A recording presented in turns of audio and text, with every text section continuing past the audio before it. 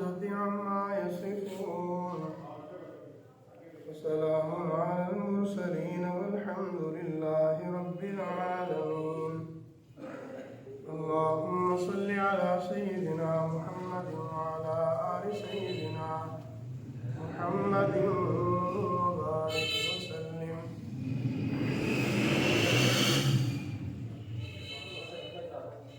اللہ رب العزت کی رحمت بہت وسیع ہے.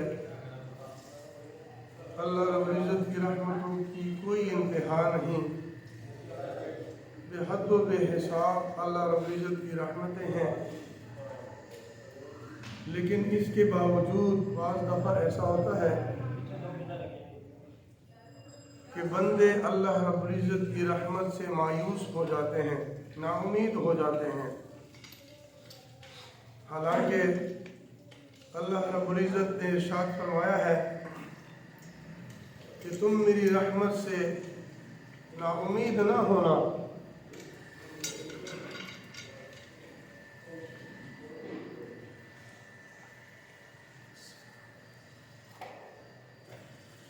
اللہ رب العزت نے قرآن پاک میں ارشاد فرمایا لا تقنطوا من رحمت اللہ. میرے بندو تم میری رحمت سے نا امید نہ ہونا. میری رحمت بہت وسیع ہے. میں ہر طرح کی رحمتیں تمہارے اوپر برسا دوں گا. اتنی سی بات ہے کہ صرف تم میری طرف رجوع کرتے رہنا، میرے سامنے جھکتے رہنا. میں ہر قسم کی نعمتیں تمہیں دے دوں گا، ہر قسم کی رحمتیں برسا دوں گا. لوگ پریشان ہوتے ہیں کہ اللہ یہ مصیبت میرے اوپر آئی ہے، یہ مصیبت کیسے ختم ہوگی؟ یہ پریشانی آئی ہے، میری یہ پریشانی کیسے ختم ہوگی؟ مجھے سکون والی زندگی کیسے نصیب ہوگی؟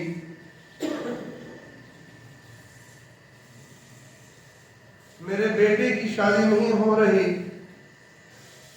میرے بیٹے کی شادی کیسے ہوگی؟ میری بیٹیوں کی شادیاں نہیں ہو رہی، کیسے رشتے آئیں گے؟ اور پھر جب رشتے آ بھی جائیں تو پریشانی اس بات کی لاحق ہو جاتی ہے کہ اس کے لیے جہیز کے سامان کے لیے اسباب کیسے مہیا کیا جائیں. لوگ ان باتوں سے بہت زیادہ پریشان ہوتے ہیں. لوگ دکان تو بنا لیتے ہیں، افسر تو بن جاتے ہیں، لیکن حلال طریقے سے کما کر دنیا مال دولت میں اضافہ کرنا کیسے ہوگا، یہ طریقہ لوگوں کو نہیں آتا. لوگوں کے ساتھ کیسے برتاؤ کیا جائے، اپنے مسلمان بھائیوں کے ساتھ کیسے سلوک کیا جائے جس کی برکت سے رحمتیں اترتی ہیں، برکتیں اترتی ہیں، یہ طریقے ہمیں نہیں آتے. جب ہمیں احساس بھی نہیں ہوتا کہ اللہ رب العزت کی طرف بھی رجوع کرنا ضروری ہوتا ہے، تو اللہ رب العزت کی رحمت کے کھینچنے کا طریقہ کیسے آئے گا؟ جن کاموں سے اللہ رب العزت کی رحمت چمچم برستی ہے، وہ طریقے سیکھنے کی ضرورت ہے کہ بندہ وہ طریقے سیکھ لیں جس کی وجہ سے اللہ رب العزت کی رحمتیں اترتی ہیں. اس لیے ہمارے اکابر نے فرمایا کہ چند ایک باتوں کے اوپر عمل کر لو، اللہ رب العزت کی رحمتیں برسیں گی، تیری مایوسی ختم ہو جائے گی، نا امیدی ختم ہو جائے گی. اللہ رب العزت کی رحمت سے امید لگ جائے گی. اس لیے بعض حضرات نے یہاں تک فرمایا کہ مخلوق سے تجھے امیدیں خالق سے ناامیدی مجھے بتا تو صحیح اور کافری کیا ہے۔ اللہ اکبر، کتنی عجیب بات ہے۔ ہم یہ کہتے ہیں کہ فلاں بڑے بندے سے تعلق ہے، مجھے کسی چیز کا خوف نہیں ہے۔ فلاں بڑے بندے سے، M P A M N A سے میرا تعلق ہے، مجھے کس چیز کا ڈر ہے؟ میرے دوستو ذرا اندازہ لگائیے، جس بندے کا تعلق اللہ رب العزت کے ساتھ ہو جائے اس بندے کو کسی چیز کا خوف ہو سکتا ہے؟ اللہ، گویا کہ جب کسی بندے کے ہاتھ، جب کسی بندے کا تعلق اللہ رب العزت کے ساتھ ہو جائے، یوں سمجھ لیجئے کہ اس بندے کے ہاتھ اللہ کے جیب میں ہو جاتے ہیں۔ من کان للہ کان اللہ لہ، جو اللہ کا ہو جاتا ہے اللہ اس بندے کے ہو جاتے ہیں۔ میرے دوستو ذرا اللہ رب العزت کی طرف رجوع کیجئے، اللہ رب العزت کی طرف دیار کیجئے۔ جب دنیا سے بندہ بے رغبتی اختیار کر لیتا ہے، زہد فی دنیا کی صفت جب بندے کے اندر آ جاتی ہے تو اس بندے کی ناامیدی ختم ہو جاتی ہے، مایوسی ختم ہو جاتی ہے۔ وہ دل میں سوچتا ہے میرا اللہ ہے، میں تو اللہ سے مانگتا ہوں، میرا رجوع اللہ کی طرف ہے، انابت اللہ رب العزت کی طرف ہے، مجھے اللہ رب العزت نے دینا ہے۔ تو جب بے رغبتی دنیا سے ہو جائے اور رجوع اللہ کی طرف ہو جائے تو اس بندے کی مایوسی ختم ہو جاتی ہے۔ اور اسی طرح جب رجوع اللہ ہو جاتا ہے، دنیا سے بے رغبتی ہو جاتی ہے، پھر دوسرا کام یہ کرنا ہوتا ہے کہ دنیا میں جائز اسباب اختیار کر کے اس دنیا میں رہنا شروع کر دیتا ہے۔ جائز اسباب، ناجائز نہیں، جائز اسباب اختیار کر کے اس دنیا میں بندہ رہتا ہے۔ پھر اللہ رب العزت سے جب امیدی ختم ہو جاتی ہے، اللہ رب العزت سے امیدیں وابستہ ہو جاتی ہیں، وہ بندہ نا امید نہیں ہوتا۔ تو جائز اسباب اختیار کرنے چاہیے، ناجائز اسباب اختیار نہ کریں۔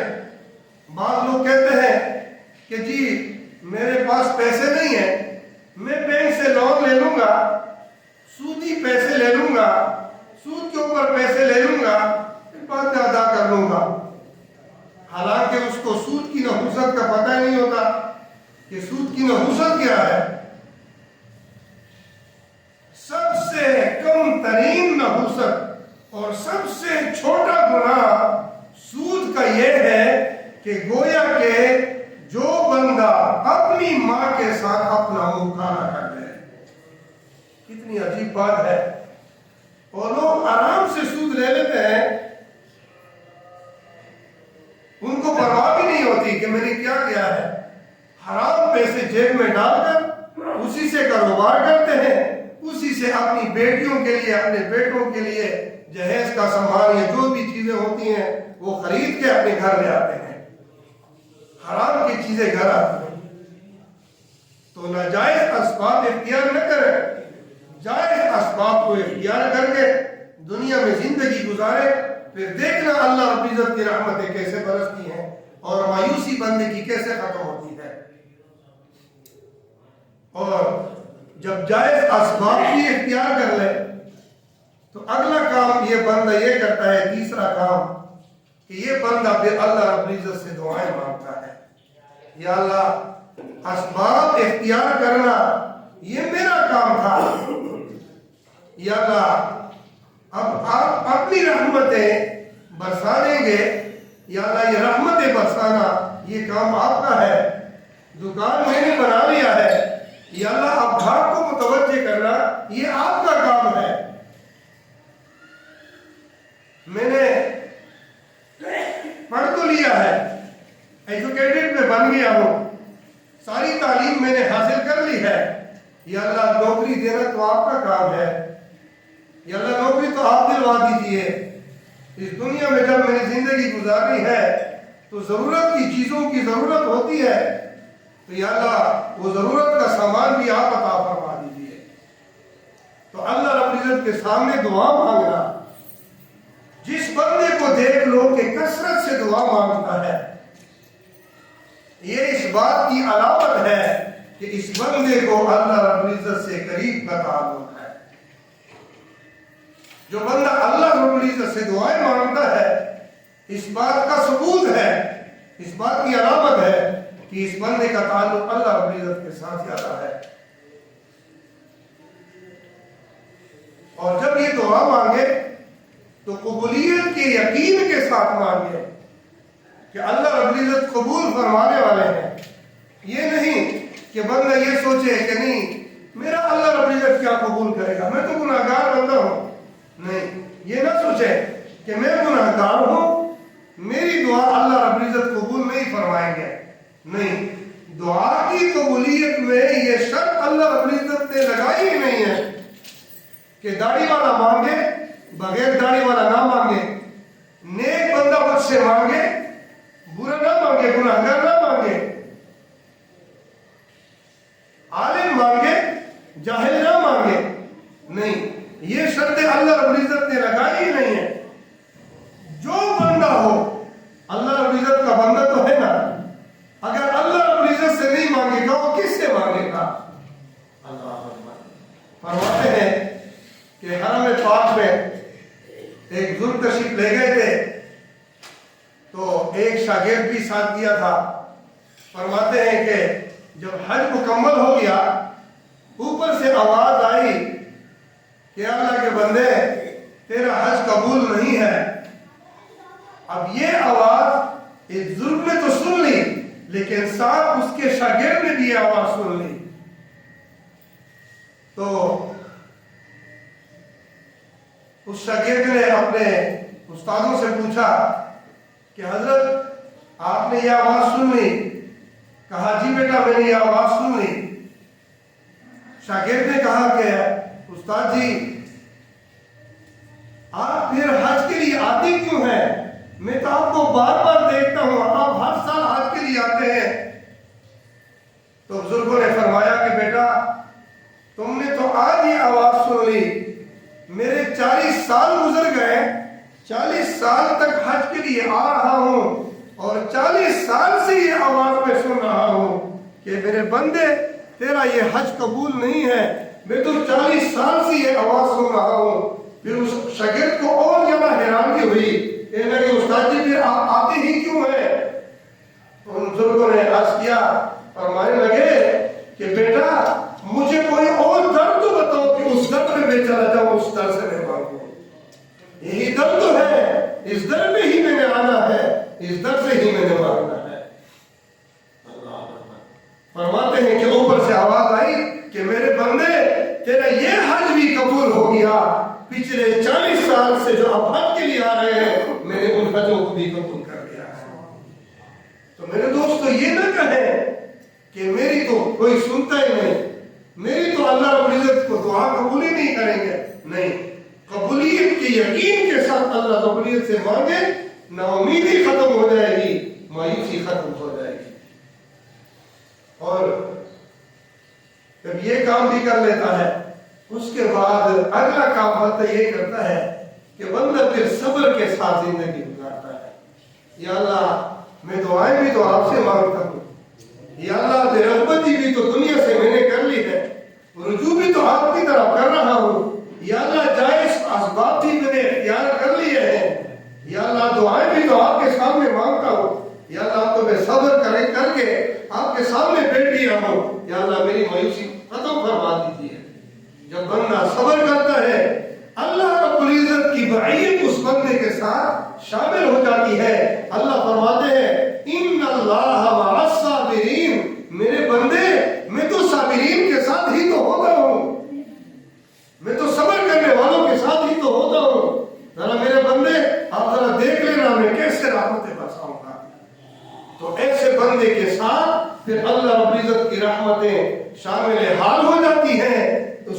کی مایوسی نومیدی ختم ہو جاتی ہے. اور جب یہ کام بھی کر لیتا ہے، صبر بھی کر لیتا ہے، تو اگلا کام ان کو یہ جو اگلا مقام نصیب ہوتا ہے نا، اگلا مقام اس بندے کو یہ نصیب ہوتا ہے کہ یہ قضا اور قدر کے اوپر ایمان رکھ لیتا ہے.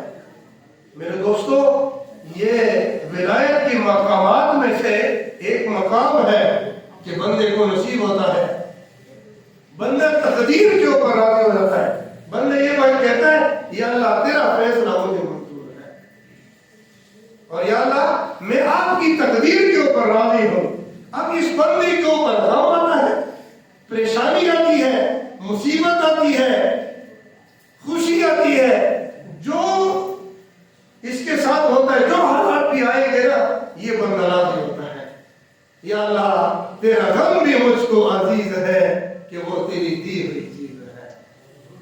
وہ بندہ پھر رضا بالقضاء کی صفت اس بندے کو نصیب ہو جاتی ہے، اور وہ مقام بندے کو نصیب ہو جاتا ہے. پھر اس بندے کا ایمان پکا ہو جاتا ہے، اس بندے کا ایمان کامل ہو جاتا ہے. میرے دوستوں، پھر بندے کی ناامیدی ختم ہو جاتی ہے، مایوسی ختم ہو جاتی ہے. اب میرے دوستو ذرا اندازہ لگائیے، یہ مقامات جب بندہ طے کرتا ہے تو ولایت کے کس کس مقام سے وہ بندہ گزرتا ہے. لیکن میرے دوستو، یہ مقامات حاصل ہوتے ہیں نیک اعمال کے ذریعے سے، اللہ کی یاد سے، اللہ کے قرآن کے پڑھنے سے، سجدے کرنے سے، رات کے اندھیرے میں اٹھ کے اللہ رب العزت کے سامنے سجدے کرنے سے. اور پھر جب سجدے کر لے، پھر صبح کے وقت بندہ استغفار پڑھے، فجر کی نماز سے پہلے استغفار پڑھے، یا اللہ میں نے چند سجدے آپ کے سامنے لگا دیے ہیں، یا اللہ اپنے دربار میں قبول فرما لیجیے. ہمارے اکابر کا یہ شیوا تھا، یہ عادت مبارکہ تھی کہ کانوا قلیلا من اللیل ما یہجعون، رات کے اندھیرے میں عبادت کرتے تھے. وبالاسحار هم یستغفرون، اور سحری کے وقت، صبح کے وقت اللہ کے سامنے استغفار کیا کرتے تھے. اللہ اکبر. اللہ تعالیٰ ہم سب کو یہ صفات عطا فرما دے. اللہ تعالیٰ ہمیں نیک اعمال کرنے کی توفیق نصیب فرما دے. اور پھر یہ جو صفات یہ بندے کو نصیب ہو جاتی ہے، پھر یہ لوگوں کے اوپر بدگمانی نہیں کرتا. اگلا مقام اور اگلی صفت اس بندے کے اندر یہ آ جاتی ہے کہ یہ بندہ کسی کے اوپر بدگمانی نہیں کرتا، کسی کے اوپر بدگمان نہیں ہوتا. ہم تو کہتے ہیں نا، تھوڑی سی پریشانی آ گئی نا، تھوڑی سی پریشانی آ گئی، کہتے ہیں کہ یار پتہ نہیں کسی نے میرا کاروبار باندھ دیا ہے، پتہ نہیں کسی نے میرا رشتہ باندھ دیا ہے.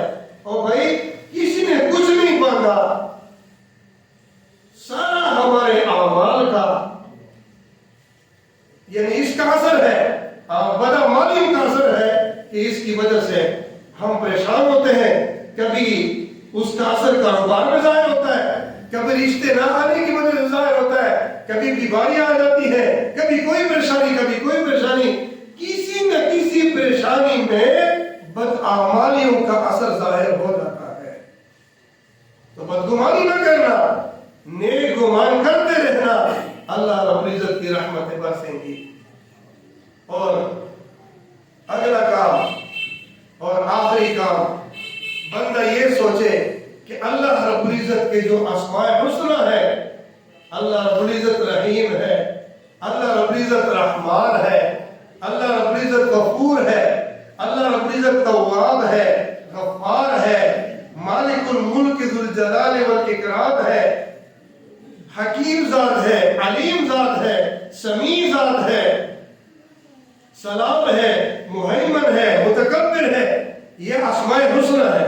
بندے کو چاہیے کہ یہ اسماء حسنہ یاد کر لے، اور پھر ایک اس میں ذات کو، اس میں صفات کو سوچتا رہے کہ اللہ آپ تو رحیم بھی ہیں، تو میرے ساتھ برا کیسے ہو سکتا ہے؟ یا اللہ آپ تو رحمان بھی ہے، میرے ساتھ برا کیسے ہو سکتا ہے؟ یا اللہ پھر مجھے مایوسی کی کیا ضرورت ہے؟ مجھے امیدی کی کیا ضرورت ہے؟ یا اللہ اتنے صفات والے ہیں. میں نے پچھلے جمعے کو یہ عرض کیا تھا کہ بعض لوگ قہار کا معنی قہر والا کرتے ہیں، حالانکہ قہار کا معنی ہے غالب ہونا، غالب ہونا. اب اللہ رب العزت اس بات کے اوپر غالب ہے کہ آپ سے پریشانی ختم کر دے. اللہ رب العزت اس بات کے اوپر غالب ہے کہ آپ کی بیماری ختم کر دے. اللہ رب العزت اس بات کے اوپر غالب ہے، اللہ رب العزت آپ کی دکان کو چلا دے. اللہ رب العزت اس بات کے اوپر غالب ہے، اللہ رب العزت تجھے نوکری دے دے. اللہ رب العزت اس بات کے اوپر غالب ہے، تجھے اولاد عطا فرما دے. اللہ رب العزت اس بات کے اوپر غالب ہے، تیری بیٹے کے رشتے کو آسان فرما دے. تو اللہ رب العزت غالب ہے. قہار کی صفت سے بھی اللہ رب العزت کی رحمت کا پہلو نکلتا ہے. تو میرے دوستو، اسماء حسنہ کے اوپر بندہ سوچتا رہے، بندے کی ناامیدی ختم ہو جائے گی، مایوسی ختم ہو جائے گی. اللہ رب العزت کی رحمتیں چم چم برسیں گی. اللہ رب العزت ہم سب کو مایوسی سے، ناامیدی سے محفوظ فرما دے. اللہ رب العزت ہم سب کو اپنی رحمت نصیب فرما دے. وآخر دعوانا ان الحمد للہ رب العالمین.